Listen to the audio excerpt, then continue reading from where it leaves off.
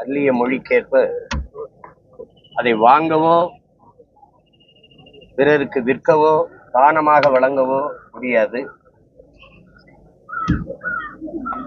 அல்லாஹ் அவர்களினுடைய பாதையிலே பயணிக்கிற சந்ததியினர், அவர்களுடைய கல்வி,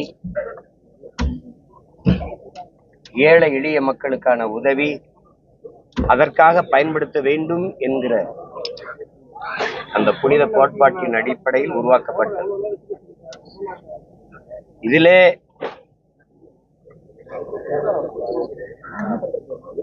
இரண்டு வகை இருக்கிறது. இந்த சொத்துக்களை கொடையாக கொடுக்கிறது.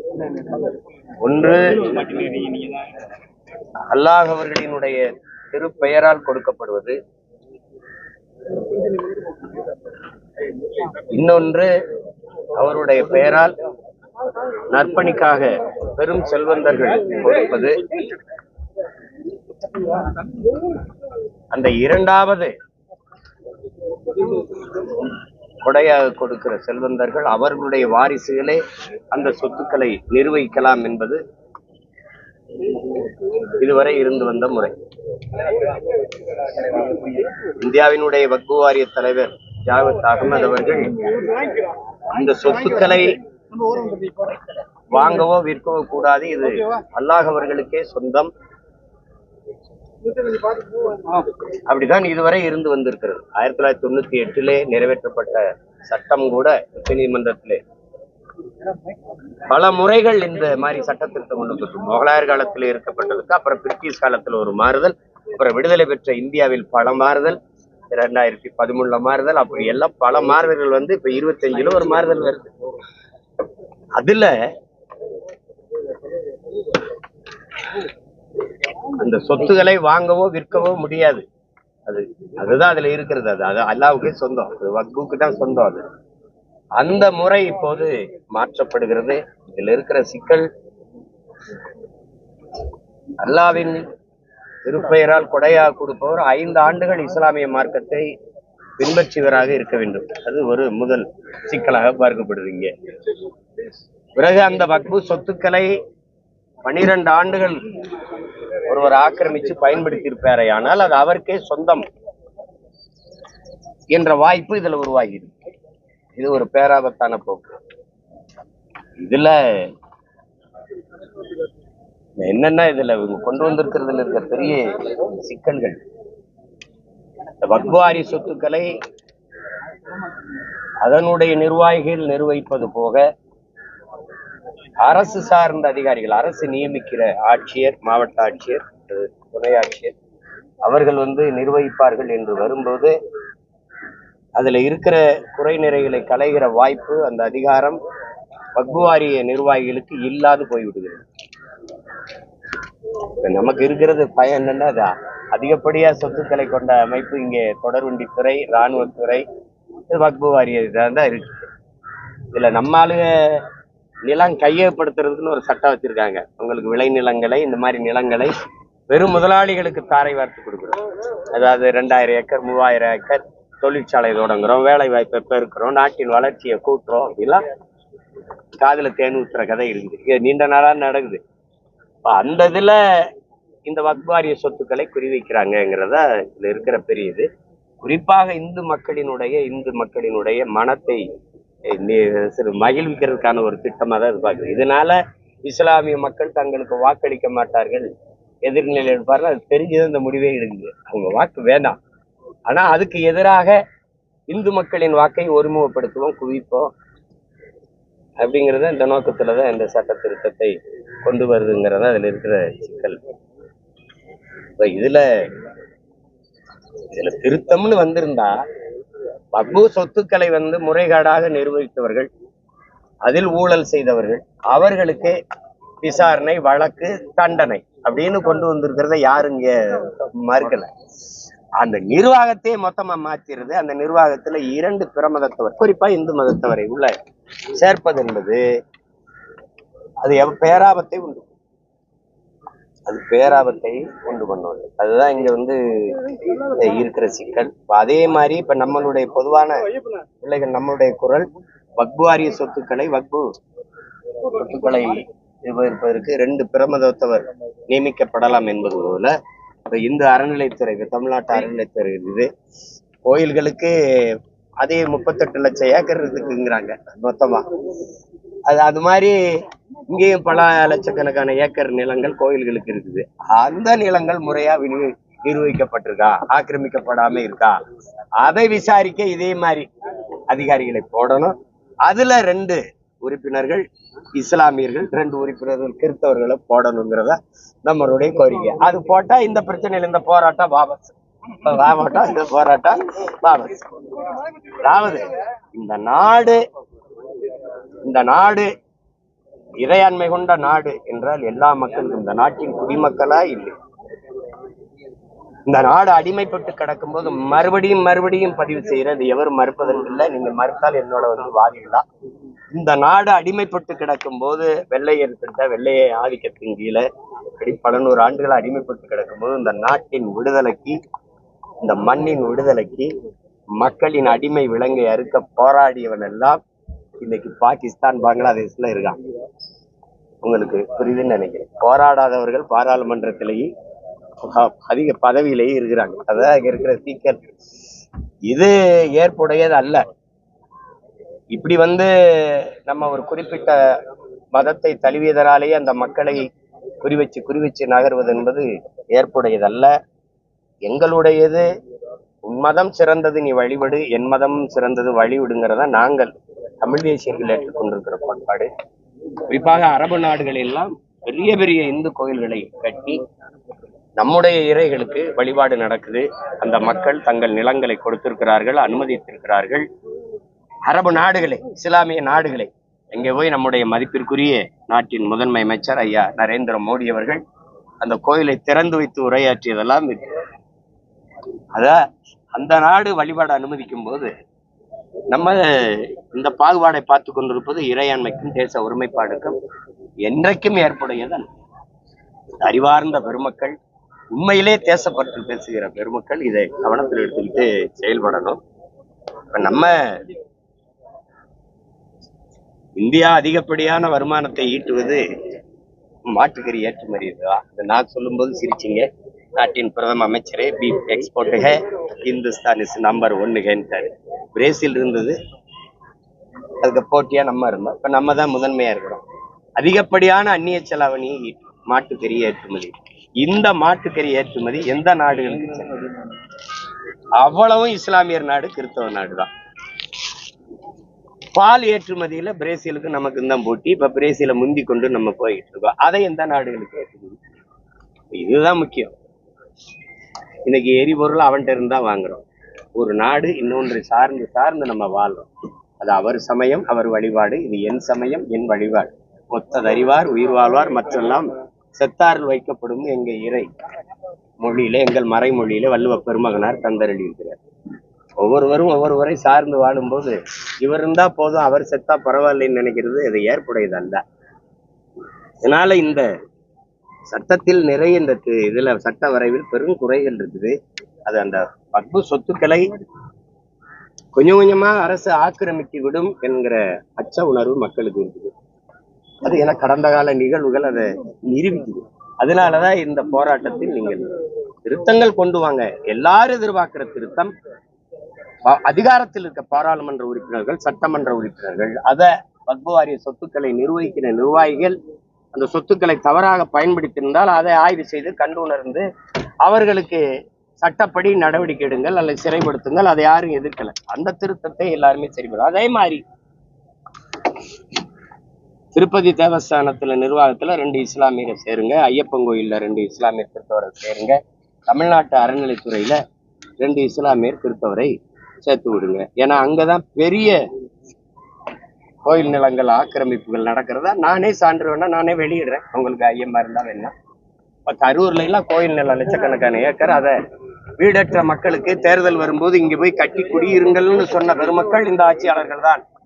இன்னைக்கு கோயில் நிலத்தை ஆக்கிரமிச்சு விட்டீர்கள், இடிக்க போறோம்னு சொல்லி விரட்டுறதும் இவர்கள் தான். இது அறிவு இருக்கிற ஆட்சியில் நடக்கிறது இல்லது. இது இறைவன்கிட்ட கேட்டா எல்லாமே கொடுப்பாங்க. எங்களுக்கு குடியிருக்க இடம் இல்லைன்னா அந்த இடத்த இறைவன் கோயிலுக்கு எதுக்கு அவ்வளவு இடம்? மக்களுக்கு குடியிருக்க இடம் இல்ல, வாழ இடம் இல்லைன்னா அதை மக்களுக்கு கொடுக்கறதா ஆகப்பெரிய இறை சேவை. அதை இறைவன் வெறுக்க மாட்டா, விரும்புவான். அந்த மாதிரி இருக்கும்போது இந்து கோயில்களினுடைய நிலங்கள் எல்லாம் அப்படியே இருக்கு, அரசன் இடம் கூட ஆக்கிரமிக்கப்படல அப்படின்னா இது சரி. குறிப்பா இந்த வக்பு சொத்துக்களை குறி வச்சு இந்த சட்ட வரைவை கொண்டு நிறைவேற்றி இருப்பது, அதுலயும் இப்ப இருக்கிற ஆட்சியாளர்கள் 39 வாக்கு இருக்கு தமிழ்நாட்டுல. காங்கிரஸ் புதுச்சேரியோட சேர்த்து 40, 22 வாக்கு தான் எதிர்த்து வாக்களிச்சிருக்காங்க. மீதி வாக்கு எங்கன்னு கேட்டா அதுக்கு பதில் சொல்ல மாட்டேங்கிறாங்க. அங்க பாராளுமன்றத்தில் கடும் தர்க்கத்தை வச்சு நம்ம கேட்கறது போல கருத்துக்களை கேட்டு அதை தகர்க்காம இங்க ஒரு தீர்மானம் போடுவது, அதை எதிர்த்து வழக்கு போடுவதெல்லாம் அது என்ன நடக்கும்னு நமக்கு தெரியும். அது கிடைக்க முடியும். நீட்டை எதுக்குறேன் வரும்போது பேசாம இருந்துறது, அப்புறம் போராட்டம் வந்தா எதிர்க்கிறது, அப்புறம் அதுக்கு ஒரு தீர்மானம் போடுறது, அதுக்கு வழக்கு கொண்டு வருது, அவன் எழுதுன்ட்டு போயிட்டான். இதுதான் இது. இந்த வாக்கை மட்டுமே குறி வச்சு நகருகிற இந்த ஆட்சியாளர்கள் பெரும் கொடுமையாளர்கள், பெரும் கொடுமையாளர்கள். அண்ணல் அம்பேத்கர் சொன்னதான் அதிகாரம் மிக வலிமையானதுன்னு சொல்லிட்டாங்க அண்ணல் அம்பேத்கர். ஆனால் நாங்க உணர்றோம் அது திராவிடர்களின் அதிகாரம் மிக கொடுமையானது அப்படின்னு. அண்ணல் அம்பேத்கருடைய பிறப்பை போற்றுகிற நாளைக்கு அதுல இதுதான் நினைவு வர வேண்டியது இருக்குது. அதனால இந்த சட்ட வரைவில் இருக்கிற ஆபத்துகள் இது போன்ற பெரும் ஆபத்து இருக்குது. அப்ப அதே மாதிரி இந்து கோயிலுக்கு 5 ஆண்டுகள் இஸ்லாமிய மார்க்கத்தை ஏற்றவர் தான் கொடையா கொடுக்க முடியும்னா, அதே மாதிரி இந்து கோயிலுக்கு ஒருவர் நன்கொடை கொடுக்க வர்றாரு. இப்ப நாங்களே வரோம், ஒரு 5 ஏக்கரை கொடுக்குறோம். எங்க ஊர்ல கோயிலுக்கு மாடு நெல் விடுவா, இல்ல கலசம் எடுத்து வைக்கிறேன்பா, இல்ல சொல்லி விடுவான். 1 ஏக்கர் நிலத்தை எழுதி வைப்பான். அவன்லாம் பல ஆண்டுகளா 5 ஆண்டுகளா இந்து மதத்துல இருந்திருக்கணும் அப்படின்னு ஒரு விதியை கொண்டு வருமா? இதெல்லாம் இந்த மாதிரி நிறைய கேள்விகள் இஸ்லாமிய மக்கள்கிட்ட இல்ல, பொதுவான மக்கள்கிட்ட எழுதுது. அதுதான் இங்க இருக்கிற கேள்வி. இஸ்லாமிய மக்கள்கிட்ட அவங்களுடைய கேள்வி அவங்களுடைய இதுன்னு இல்லை. அதை கவனத்தில் வச்சுட்டு அரசு இதை செயல்படுத்தணும். சில சட்ட திருத்த வரைவு கொண்டு வந்திருக்கேன், அதுல சில திருத்த வரைவை கொண்டு வாங்கன்னு சொல்றோம். அதான் நாங்க இப்ப சொல்றது. இந்த போராட்டத்தின் சட்டம் ஏற்றிட்டீங்க, எளிய பிள்ளைகள் நாங்க சொல்றதுனால நீங்க திரும்ப பெறுவீங்களா? ஆனால் எங்க மன உணர்வை, எங்க எதிர்ப்புணர்வை நாங்க பதிவு செய்ய வேண்டியது ஜனநாயக கடமை. அதனால இதை செய்யறோம். அதான் இல்ல அதுல என்ன சிக்கல்னா, மாநில அரசுகள் நிர்வகிக்கலாம், வக்பு சொத்துக்களை அவங்களே கண்காணிக்கலாம், பாதுகாக்கலாம் என்று இருந்ததை மாற்றி மத்திய அரசும் இந்திய ஒன்றிய அரசும் அதுல அது கண்காணிக்கும் பாதுகாக்கும் வரும்போது இந்த மாநில அரசின் உரிமை அதிகாரம் எவ்வளவு இருக்கும், இந்திய ஒன்றிய அரசின் அதிகாரம் தாக்கம் எவ்வளவு இருக்குன்னு உங்களுக்கு தெரியும். அதுல தலையிடு. மாவட்ட ஆட்சியரே நிர்வகிக்கலாம். வக்பு வாரிய நிர்வாகிகள் அதனுடைய ஆணையர்கள் இல்லாம இந்த அரசு மாவட்ட ஆட்சியர்னா மாவட்ட ஆட்சியர் IAS IPS யார் கட்டுப்பாட்டுல இருக்குன்னு உங்களுக்கு தெரியும். அது இந்திய உளவுத்துறை உள்துறை அமைச்சகத்தின் கீழே இருக்கு. அது என்ன சொல்லுதோ அதை தான் கேட்கும். நாளைக்கு வக்பு வாரிய நிர்வாகியா அரசு நியமிச்ச நிர்வாகியானா அரசு நியமிச்ச நிர்வாகிக்கு தான் அதிக அதிகாரம் போகும். அப்படின்னா இந்த சொத்து கண்ணுக்கு தெரியாம கொஞ்சம் கொஞ்சமா ஆக்கிரமிக்கப்பட்டு பெரும் முதலாளிகளுக்கு கொடுக்கப்படும். இங்கேயே தம்பி உதயநிதி அவர்கள் விளையாட்டுத்துறை அமைச்சர் வக்பு வாரிய இடத்தை எடுத்து விளையாட்டு அரங்கம் கட்டியது எல்லாருக்கும் தெரியும். பட்டியலிட்டு படிச்சா பல வக்பு வாரிய இடங்கள் தான்.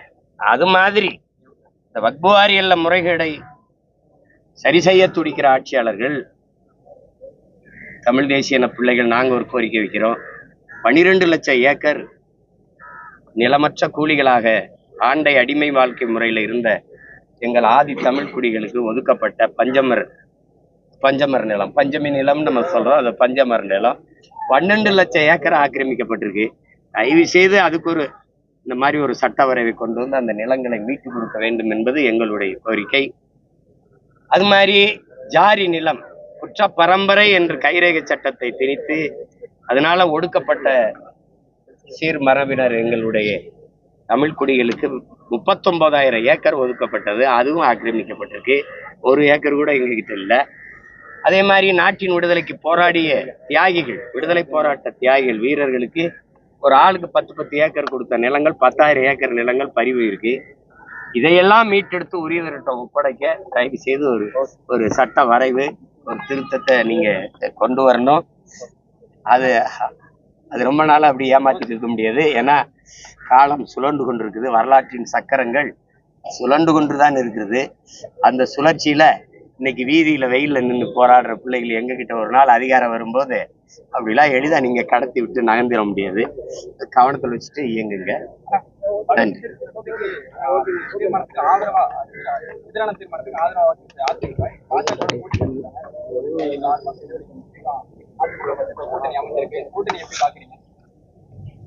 இந்த கட்சிகளினுடைய அரசியல், இந்த ஆட்சியாளர்களுக்கு இந்த மண்ணின் மக்களினுடைய வாக்கு தான் குறி.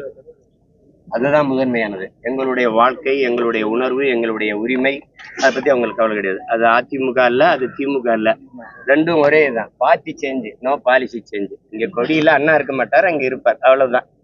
இங்கேயும் இருட்டு, அங்கேயும் இருட்டு, இங்கேயும் மிந்தடம், அங்கேயும் மிந்தடம், இங்கேயும் ஊழல், அங்கேயும் ஊழல், இங்கேயும் லஞ்சம், அங்கேயும் லஞ்சம், இங்கேயும் ஜாராயம், அங்கேயும் ஜாராயம், இங்கேயும் கொலை கொள்ள, அங்கேயும் கொலை கொள்ள, வன்புணர்வு, கற்பழிப்பு, எல்லா கர்மமும் ஒண்ணுதான்.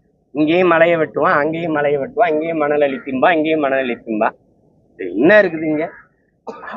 அவங்க வந்தாலும் கச்சத்தீவு மீட்க போராடுவாங்க, இவங்க வந்தாலும் கச்சத்தீவை மீட்க போராடுவாங்க, அவங்க வந்தாலும் நாங்க டாஸ்மார்க்க மூடுவோம்பாங்க, வந்த பிறகு வாயை மூடுவாங்க. இதுல பார்ட்டி சேஞ்சா இருக்கு, பாலிசி சேஞ்சிருக்கா, கட்சி மாறுதல் இருக்கு. கட்சியில வேற வேற கட்சியா காட்டுவாங்க, கொள்கை மாறுதல் இருக்கா? கிடையாது. அதனாலதான் எங்க தாத்தா பெருந்தலைவர் காமராஜர் இது ரெண்டும் ஒரே குட்டையில உருண்டா மட்டை தண்டான்ட்டு போயிட்டாரு. அந்த மட்டைய பிச்சு நாரா திரிக்கிறதுக்கு தான் நாங்க வந்திருக்கோம். வேற ஏதாவது இருக்கா? ஏழை இஸ்லாமிய நலனுக்காக தான் வக்ஃப் வாரிய திருத்த சட்டம் கொண்டு வரப்பட்டதுன்னு சொல்றாங்க. ஏழை இஸ்லாமிய நலனுக்காக தான் கொண்டு வரப்பட்டது. அதுல ஐயமே கிடையாது. ஏழை இஸ்லாமிய, அதாவது இது எதுக்கு பயன்படுதுன்னா, முதன்மையானது கல்வி, ரெண்டாவது ஏழை எளிய மக்களின் அவர்களுக்கான வாழ்க்கை தரம், அப்புறம் மசூதிகள் கட்டுதல், கல்லறைகள், அதாவது இறுதி அடக்கம் செய்கிற மையங்கள், அது மையத்தின்னு சொல்லுவோம், மையங்கள். அதற்கு பிறகு தங்கும் இடங்கள், விடுதிகள், இஸ்லாமிய மக்கள் அல்லது பொதுவான மக்கள்.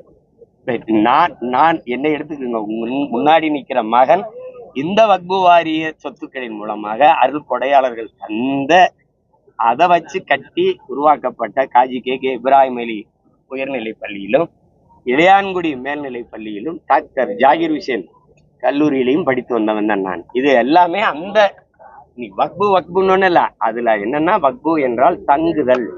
அது அது நீங்க நம்ம ட்ரஸ்ட்ங்கிற ஆங்கிலத்துல, இங்க தமிழ்ல அறக்கட்டளைங்கிறோம். அது இஸ்லாமிய அறக்கட்டளைன்னு சொல்லுங்க. வக்ஃபு என்பது ஒரு அரபு சொல், அது புரியல, அது புரியல. நமக்கு ஒரு இஸ்லாமிய அறக்கட்டளைன்னு சொல்லுங்க, முஸ்லிம் ட்ரஸ்ட்னு சொல்லுங்க, அவ்வளவுதான். அது எளிதா அவங்களுக்கு புரியுது. இது அல்லாவின் திருப்பெயரால் ஏழை எளிய மக்களுக்கு உதவுவதற்காக கொண்டு வரப்பட்ட, கொடுக்கப்பட்ட அருட்கொடை, திருக்கொடை. அதுல எந்த மாற்றம் இல்லை. வேற மம்தா பானர்ஜி அவர்கள் அந்த சட்டத்திட்டத்தை தன் மாநிலத்துல பயன்படுத்த மாட்டேன், அமல்படுத்த மாட்டேன்னு சொல்லியிருக்காங்க. அது மாதிரி, ஏன்னா அவ மானமிக்க, வீரமிக்க, ரோசமிக்க, துணிமிக்க அந்த மண்ணில் மகள். அந்த மகளை நான் எப்பவும் பாராட்டுறேன். அந்த மாதிரி எங்களுக்கு ஒரு தலைவன் இருந்திருந்தா இந்த போராட்டம், இந்த ஆர்ப்பாட்டம் அவசியம் இல்லை. இப்ப அதே மாதிரி இப்ப நிக்கிற எனக்கு அதிகாரம் இருந்ததுன்னா ஓகே ப்ரொசீட் அப்படின்னு என்னை தவிர்த்து, புரியுதுன்னு நினைக்கிறேன். அது பாஜக தலைவர் பதவியிலிருந்து மாற்று என் தம்பியா இருந்தாலும் என் தங்கச்சியா இருந்தாலும் மாத்துறதா வைக்கிறதாங்கிறது அந்த கட்சி முடிவு பண்ணும், என் கட்சி இல்ல. அதனால அது அவங்க கட்சியினுடைய விதி, அதுபடி அவங்க இயங்குவாங்க. அதுல கருத்து சொல்லிட்டு இருக்க கூடாது, அது அநாகரிகம். 38 லட்சம் ஏக்கர் அவங்களே வெளியிட்டதுல 32 லட்சம் ஏக்கர், 8 லட்சம் ஏக்கருங்கிறாங்க. உங்களுக்கு புரியுதா? 1.2 லட்சம் கோடிகள்னு அவங்க கொடுத்த கணக்கு தான். டேட்டா பேஸ் அதே மாதிரி இந்துக்களுடைய கோயில்களுடைய சொத்து, திருப்பதி தேவஸ்தானத்துக்கு எவ்வளவு, அது வாரணாசியில் இருக்க அந்த கோயிலுக்கு எவ்வளவு, காசி விஸ்வநாதர் கோயிலுக்கு எவ்வளவு, பூரி ஜெகநாதர் கோயிலுக்கு எவ்வளவு, ஐயப்பன் கோயிலுக்கு எவ்வளவு, திருப்பதி வெங்கடாசலபதி கோயிலுக்கு எவ்வளவு, எல்லாத்தையும் எடுங்க. எங்க திருத்தணி, எங்க திருச்செந்தூர், எல்லாத்தையும் எடுங்க. அந்த சொத்துக்கள்லாம் அப்படியே இருக்கு. ஒரு சின்ன ஒரு கிரவுண்ட் இடம் கூட சொல்லுவாங்களே, ஒரு ஏக்கர், ஒரு சின்ன இடம் கூட ஆக்கிரமிக்கப்படலைன்னு சொல்லுங்க. நீங்க இஸ்லாமிய சொத்துக்களை நிர்வகிக்க 2 இந்துக்களை போடுற மாதிரி, இந்துக்கள் சொத்துக்களை நிர்வகிக்க 2 இஸ்லாமியரை போடுங்க, 2 கிறிஸ்தவரை போடுங்க. முடிஞ்சு சமூக நல்லிணக்கம், தேச ஒருமைப்பாடு, இதை யாரும் எதிர்க்க மாட்டோம், போற்றுவோம்ல. செஞ்சிருக்கீங்களா? ஆனா தேர்தல் நெருங்கக்கூடிய நேரம் எல்லா கட்சிகளும் அங்கங்க கூட்டணிக்கு வந்து பலமா முந்திக்கிட்டு இருக்காங்க. நாம் தமிழர் கட்சியினுடைய நிலைப்பாடு என்ன? கடந்த காலங்கள் போலதான் இருக்குமா? 4 முனை போட்டி இருப்பா. 40 முனை இருந்தாலும் என் முனை தான் கூர்முனை. சூலாயுதம்னாலும் முன்னாடி ஒண்ணு நீட்டிக்கிட்டு இருக்கோம். முன்னாடி நீட்டிக்கிட்டு இருக்கால் நான் தான். உங்களுக்கு கூட்டம் வேணும், பல ஆயிரம் கோடி வேணும், எனக்கு ஒண்ணும் கிடையாது. நான் மக்களுக்கானவன், மக்களிடம் வந்தவர், மக்களுக்காகவே நிற்பேன், மக்களோடு நிற்பேன். எனக்கு இந்த நாட்டில் கண்ணீரோடும் கவலையோடும் வயிற்றில் பசியோடும் கண்ணீரில் நீரோடும் கைகளில் மனுக்களோடும் நிக்கிற ஒவ்வொருத்தரும் என்னோட கூட்டணி. வேற ஏதாவது இருக்கா? தனித்து போட்டியா இல்ல கூட்டணிக்கு ஏதாவது வாய்ப்பு இருக்கா? வாய்ப்பு இருக்கு. நீ ஒரு கட்சி ஆரம்பிச்சா நம்ம ஒரே ஒரு கட்சியோட தான் எனக்கு கூட்டணிக்கு வாய்ப்பு இருக்கு. அது ட்ரம்போட. ட்ரம்ப் எத்தனை காலத்துக்கு இதே கேள்வி, இதே கேள்வி. பாஜகவினுடைய நெருக்கடிக்கு நிர்பந்தத்திற்கு அதிமுக அடிபணிந்திருக்கிறது அப்படிங்கிற ஒரு குற்றச்சாட்டு இருக்கு. குற்றச்சாட்டு இருக்கா? இருக்கு. சரி, அதுல நான் என்ன சொல்றதுக்கு இருக்கு? குற்றச்சாட்டு இருக்குன்னா குற்றச்சாட்டு இருக்கு. வேற ஏதாவது இருக்கு? ஆனா பொன்முடி அவர்களுடைய பேச்சை கண்டித்து அத முடிவெடுக்க வேண்டியது அதிமுக. அதிமுக செயல்களுக்கு அதனுடைய முதன்மை தலைவர். எல்லாவற்றுக்கும் நம்ம கருத்து சொல்லிக்கிட்டு இருக்கிறது கண்ணியமாவோ அது நாகரிகமாவோ.